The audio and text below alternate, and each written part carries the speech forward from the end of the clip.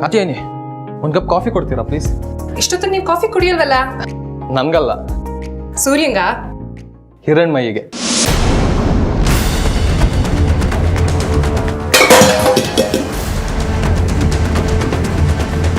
ಎಷ್ಟು ಧೈರ್ಯ ನಿಮ್ಗೆ ಅವಳು ಕಾಫಿ ಮಾಡು ಅಂತ ನನಗೆ ಹೇಳಕ್ಕೆ?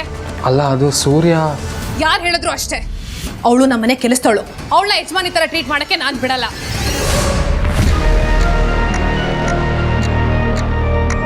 ಬೇಕಾದ್ರೆ ಬಂದು ಮಾಡ್ಕೊಂಡು ಕುಡಿಯೋಕೆ ಹೇಳಿ.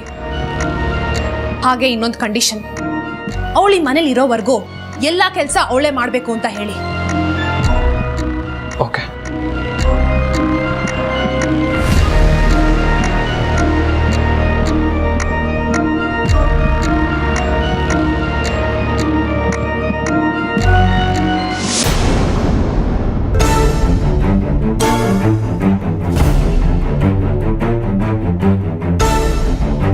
ಅತ್ತೆ, ದಯವಿಟ್ಟು ನನ್ನ ತಪ್ಪು ತಿಳ್ಕೊಬೇಡಿ ಅತ್ತೆ.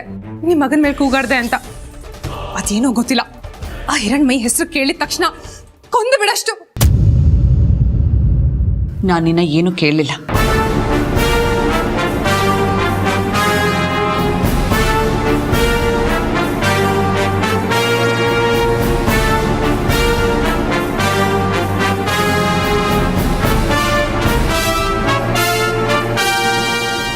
ಇಷ್ಟು ಸಾಕು ಕಣೆ ಹಿರಣ್ಮಯಿ, ಪ್ರತಿ ಕ್ಷಣ ನಿನಗೆ ಕಣ್ಣೀರ್ ಹಾಕ್ಸಕ್ಕೆ.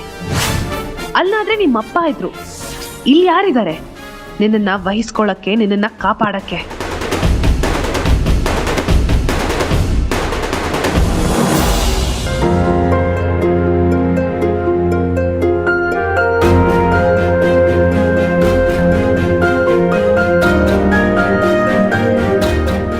ಅಂಕಲ್ ಅಂಕಲ್, ಅದ್ಯಾವ್ದದು ದೇವಸ್ಥಾನ?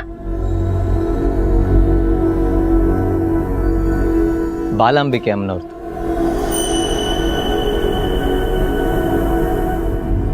ದೇವಸ್ಥಾನ ಅನ್ನೋಕ್ಕಿಂತ ನಮ್ಮನೆ ರಕ್ಷಾ ಕವಚ ಅನ್ಬೋದು. ಈ ಮನೆ ಕಟ್ಸ್ಬೇಕಾದ್ರೆ ದೇವಸ್ಥಾನ ಕಟ್ಸಿದ್ದಂತೆ ತಾತ.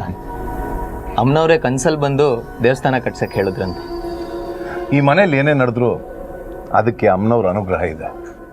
ಇಂಥ ಕೆಲಸ ಮಾಡಬೇಡಿ ಅಂತ ಅಮ್ಮನವರೇ ಸೂಚ್ಯವಾಗಿ ಬಂದು ಹೇಳ್ತಾರಂತೆ ಅಪ್ಪನಿಗೆ.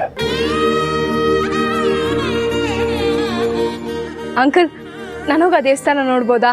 ಇದೇನು ಹೊರಗ್ನವ್ರ ತರ ಕೇಳ್ತಿದ್ದೀರ? ಧಾರಾಳವಾಗಿ ಹೋಗ್ಬಮ್ಮ. ಸರಿ ಅಂಕಲ್.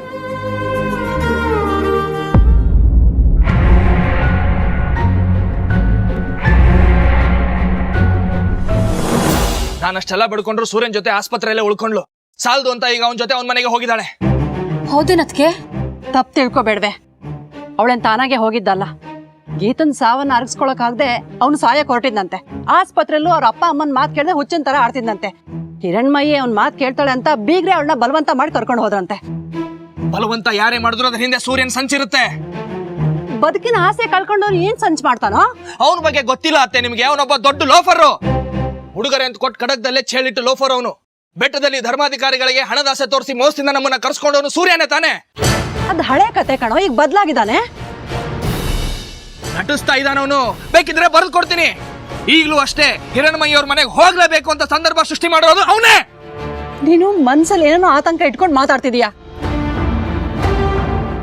ಎಲ್ಲೋ ದೂರದಲ್ಲಿ ಇಟ್ಕೊಂಡೆ ಹಿರಣ್ಮಯಿನ ಕೊಲ್ಲೋಕ್ ಪ್ರಯತ್ನ ಪಟ್ಟವನವನು. ಈಗ ಅವಳು ಅವನ ಜೊತೆನೆ ಅವನ ಮನೇಲೇ ಇದ್ದಾಳೆ. ಏನ್ ಮಾಡ್ತಾನೋ ಅನ್ನೋ ಭಯ ನನ್ಗೆ. ನೀನ್ ಹೆದರ್ಕೊಳ್ದಲ್ದೆ ನಮ್ಮನ್ನು ಹೆದರ್ಸ್ಬೇಡ. ಹಿರಣ್ಮಯಿ ಸೂರ್ಯನ್ ಮನೇಲಿದ್ದಾಳೆ ಅಂತ ಅನ್ಕೊಂಡ್ರೆ ತಾನೇ ಆತಂಕ. ಕಾತ್ಯಾಯಿನಿ ಮನೇಲಿದ್ದಾಳೆ ಅನ್ಕೊಂಡ್ರೆ ಏನು ವ್ಯತ್ಯಾಸ? ನಮ್ಮ ಕಾತ್ಯಾನಿಗೂ ಹಿರಣ್ಮಯಿನ ಕಂಡ್ರೆ ಆಗಲ್ವಲ್ಲ. ಛೇ, ಎಷ್ಟು ತಿಳುವಳಿಕೆ ಇರೋ ಹುಡುಗಿ ಯಾಕಿಂತ ದೊಡ್ಡ ಕೆಲಸ ಮಾಡ್ತಾಳೆ?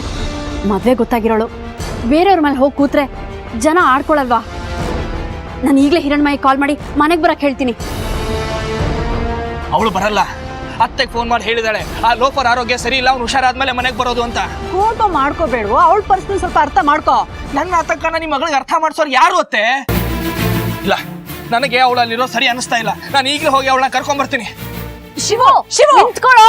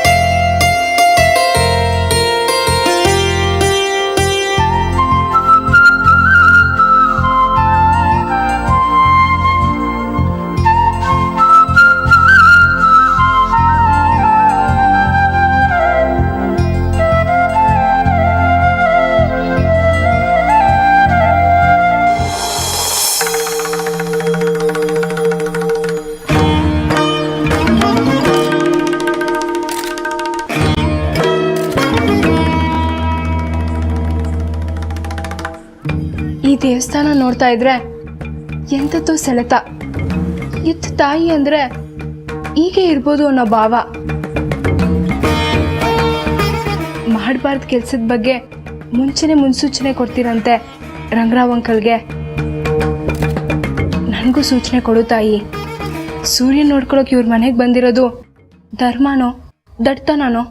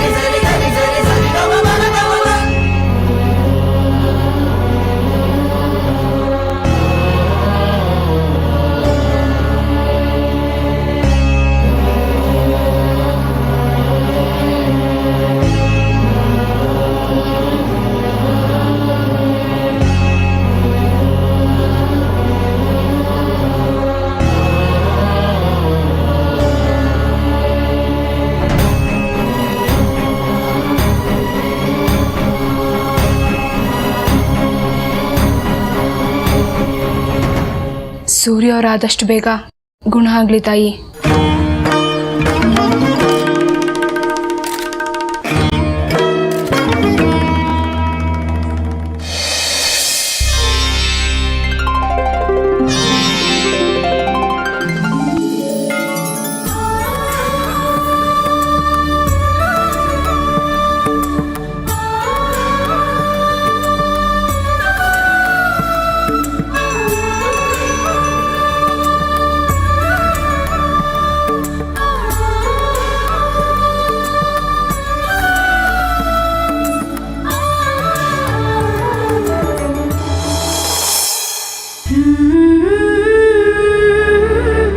ಅರೆ ಪುಟಿ, ನೀನೇನಮ್ಮ ಇಲ್ಲಿ?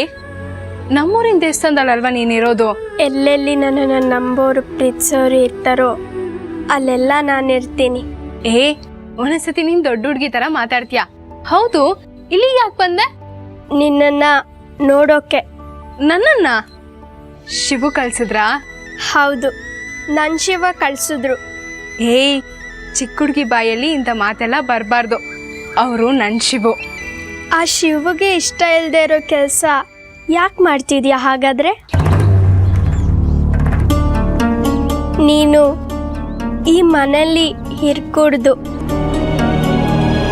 ತಕ್ಷಣ ನಿಮ್ಮ ಮನೆಗೆ ಹೊರಟು ಬಿಡು.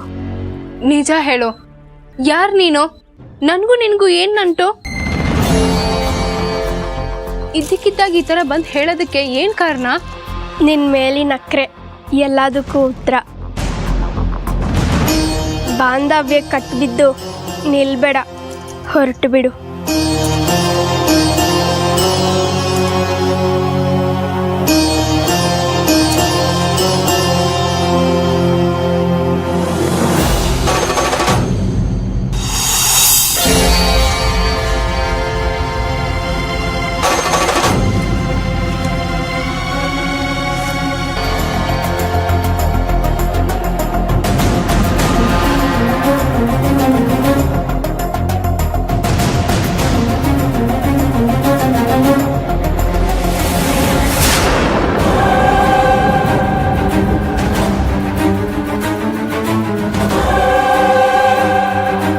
ದೇವಸ್ಥಾನಕ್ಕೆ ಹೋಗಿ ಬಂದೇನಮ್ಮ?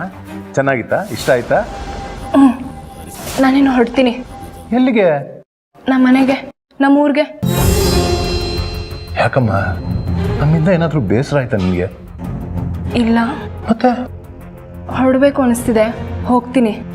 ಹಿರಣ್ಮಯಿ, ನನ್ನ ಮಗ ಸಾಯ್ತಿದ್ದಾಗ ಆಸ್ಪತ್ರೆಗೆ ಸೇರಿಸಿ ಬದುಕಿಸಿದ ದೇವತೆ ನೀನು. ನೀನು ಜೊತೆಯಲ್ಲಿರೋದ್ರಿಂದ ಸೂರ್ಯ ನೆಮ್ಮದಿಯಾಗಿದ್ದಾನೆ, ನಾವು ಕೂಡ. ನೋಡಮ್ಮ, ನಿನ್ನ ತಡೆಯೋ ಹಕ್ಕು ನನಗಿಲ್ಲ, ಆದರೆ ಬೇಡ್ಕೊಳ್ಳೋ ಸ್ವಾತಂತ್ರ್ಯ ಇದೆ ಅಂದ್ಕೊಂಡಿದ್ದೀನಿ. ಒಂದು ವೇಳೆ ನೀನು ಹೊರಟೋದ್ರೆ ಸೂರ್ಯ ಕೂಡ ಹೊರಟೋಗ್ಬೋದು. ಅದೇ ಅವತ್ತು ಆಸ್ಪತ್ರೆಯಲ್ಲಿ ಡ್ರಿಪ್ಸ್ ಎಲ್ಲ ಕಿತ್ತಾಗ ಹೊರಟು ನಿಂತಿದ್ನಲ್ಲ, ಆ ಥರ ಶಾಶ್ವತವಾಗಿ.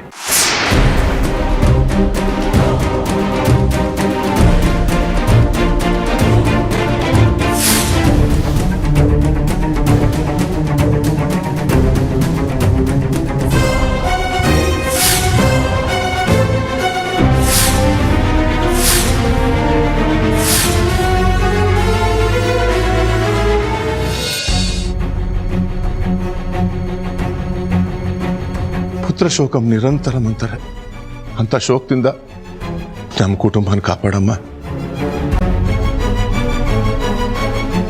ಗೀತನ್ ಸಾವಿನ ಶಾಕಿಂದ ಸೂರ್ಯ ಹೊರಗೆ ಬರೋವರೆಗೂ, ಅವನ ಮನ್ಸು ಅವನ ಹತೋಟಿಗೆ ಸಿಗೋವರೆಗೂ ದಯವಿಟ್ಟು ನಮ್ಮನ್ನೆಲ್ಲ ಬಿಟ್ಟು ನೀನು ದೂರ ಹೋಗ್ಬೇಡ.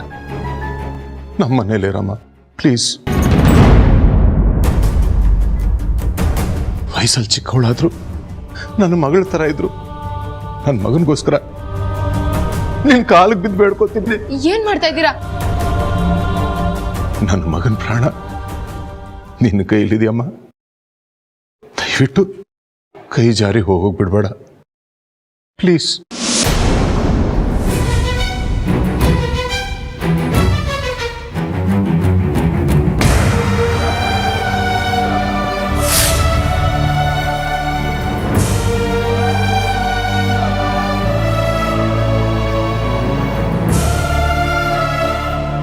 ಬಾಂಧವ್ಯ ಕಟ್ಬಿದ್ದು ನಿಲ್ಬೇಡ, ಹೊರಟು ಬಿಡು.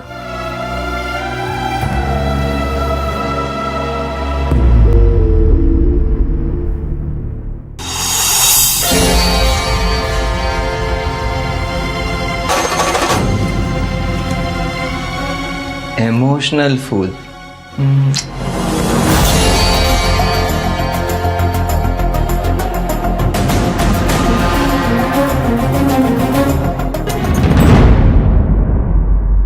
ಈಗ ಊಟ ಮಾಡ್ತೀಯೋ ಇಲ್ವೋ ನೀನು? ನನ್ಗೇನು ಬೇಡ, ಹೋಗಮ್ಮ.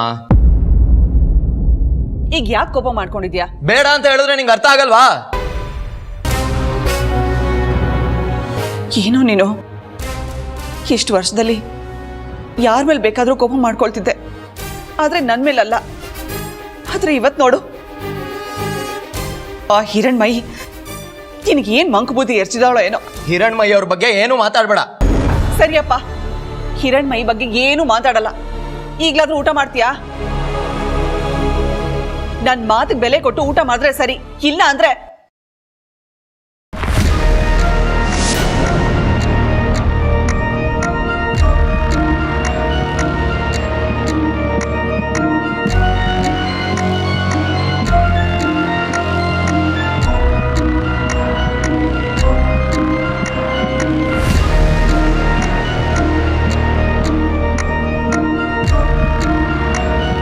ಅವ್ರ ಮನ್ಸು ಸರಿ ಇಲ್ಲದೆ ಒದ್ದಾಡ್ತಿದ್ದಾರೆ. ಪ್ರೀತಿಯಿಂದ ಹೇಳೋದು ಬಿಟ್ರು ಬೈದ್ರೆ ಹೇಗೆ? ನನ್ನ ಮಗನ ಜೊತೆ ಹೇಗ್ ಮಾತಾಡ್ಬೇಕು ಅನ್ನೋದನ್ನ ನಿನ್ನಿಂದ ಕಲಿಬೇಕಾಗಿಲ್ಲ ನಾನು. ಕ್ಷಮಿಸಿ, ಆ ಅರ್ಥದಲ್ಲ ನಾನು ಹೇಳಿದ್ದು. ನೀನ್ ಯಾವ ಅರ್ಥದಲ್ಲಿ ಹೇಳ್ತೀಯ ಅನ್ನೋದು ನನಗೆ ಬೇಡದೇ ಇರೋ ವಿಷಯ.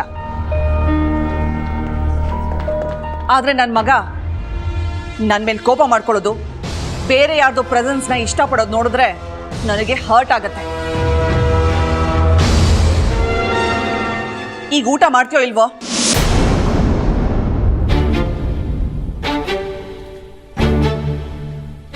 ನಾನು ಒಂದ್ಸತಿ ಪ್ರಯತ್ನ ಪಡ್ಲಾ ಅವ್ರು ಊಟ ಮಾಡೋದಕ್ಕೆ ಒಪ್ಸಕ್ಕೆ?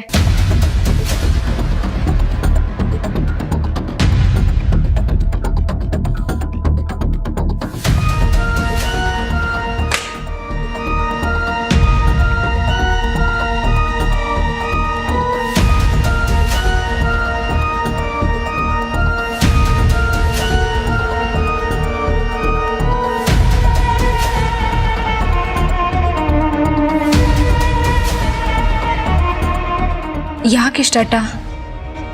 ನಿಮ್ಮ ತಾಯಿ ಮನಸ್ಸು ನೋಯಿಸೋದ್ರಿಂದ ನಿಮ್ಗೇನು ಸಿಗುತ್ತೆ? ಯಾರ ಮನಸ್ಸು ನೋಯಿಸೋ ಉದ್ದೇಶ ನನಗಿಲ್ಲ.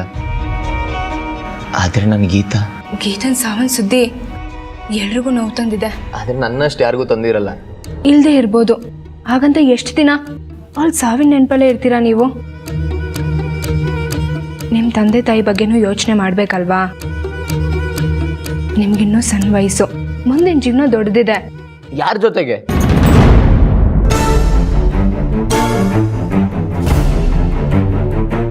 ಗೀತನ್ ಕಳ್ಕೊಂಡ್ಮೇಲೆ ನನ್ ಬದುಕೆ ಬೇಸರ ಆಗೋಗಿದೆ.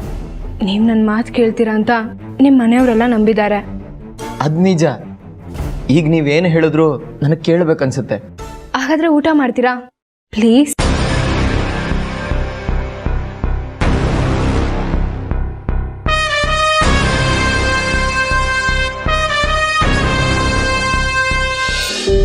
ನೀವು ನನ್ನ